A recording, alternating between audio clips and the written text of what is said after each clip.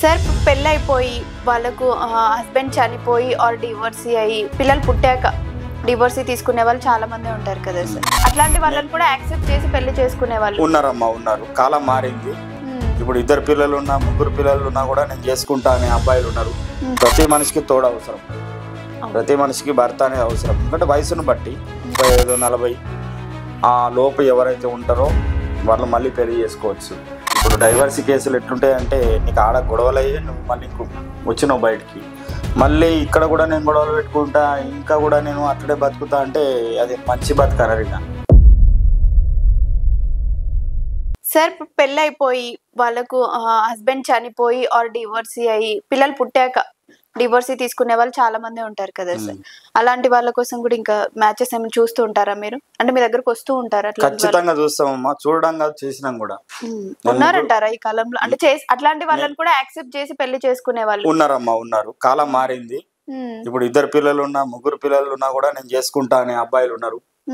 ఇబ్బంది ఏం లేదు, ఖచ్చితంగా చేసుకునేటోళ్ళు ఉన్నారు.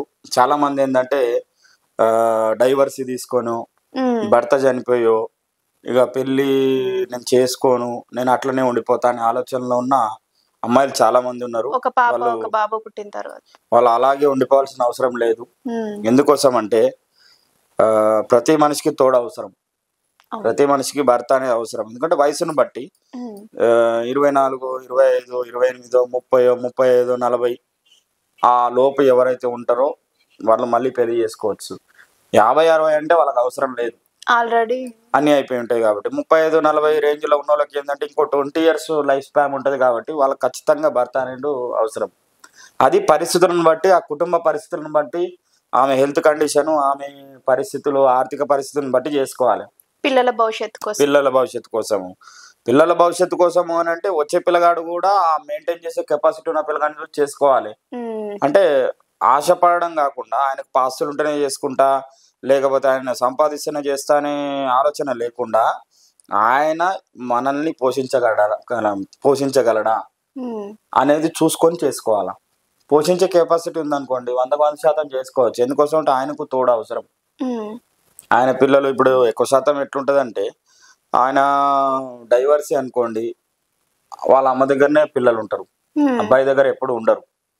కాబట్టి ఒకళ్ళు చనిపోతేనే ఈ అబ్బాయి దగ్గర పిల్లలు ఉంటారు. 1 or 2 kids ఉంటే ఈమె కిడ్స్ ఆయన కిడ్స్ అంటే వీళ్ళు ఉండి ఆమె పని చేసుకొని ఇద్దరు మంచిగా పని చేసుకుని బతకొచ్చు. తప్పేముంది? అంటే చాలా మంది ఉన్నారు, చేసుకోవడానికి సిద్ధంగా ఉన్నారు. అమ్మాయిలు ఏంటంటే ఎట్లా ఉంటుందో ఏమో, లేకపోతే అదే కులంలో చేసుకోవాలి, కులంలోనే దొరికితే బాగుంటుందేమో అని ఆలోచించి వాళ్ళ జీవితం అట్లనే అర్ధాంతరంగా ముగిసిపోతుంది. అట్లా ముగిసిపోవద్దు అనేది నా ఆలోచన. ఏదన్నా ఉంటే రండి, మాట్లాడండి, ఇట్లా కాదు సార్ ఇట్లా అని మాట్లాడుకొని వాళ్ళ రిక్వైర్మెంట్ ప్రకారము, వాళ్ళ ఆలోచన ప్రకారం మనము ముందుకెళ్తే ఖచ్చితంగా మంచి తోడు దొరుకుతుంది. చేసుకోవాలి కూడా, అవసరం కూడా. ప్రతి మనిషికి అమ్మాయి కావచ్చు, అబ్బాయి కావచ్చు అవసరం. ఇక నేను అట్లనే ఉంటానంటే సమాజం ఒప్పుకోదు కూడా, సమాజం చూసే విధానం కూడా బాగుండదు. కాబట్టి చేసుకోవాలి, చేసుకొని ఇంకా ఉన్న జీవితాన్ని మళ్ళీ గొడవలు, ఇంకా ఇప్పుడు డైవర్సీ కేసులు ఎట్లుంటాయంటే నీకు ఆడ గొడవలయ్యే నువ్వు మళ్ళీ వచ్చినావు బయటికి, మళ్ళీ ఇక్కడ కూడా నేను గొడవలు పెట్టుకుంటా, ఇంకా కూడా నేను అట్లనే బతుకుతా అంటే అది మంచి బతకనరిగా. ఇంకా అది ఏం బతకనాలో ఇంకా నువ్వే చెప్పాలి నువ్వే. కాబట్టి గొడవలు అనేవి ప్రతి ఇంట్లో ఉంటాయి, ఉన్న ప్రాబ్లం లేదు.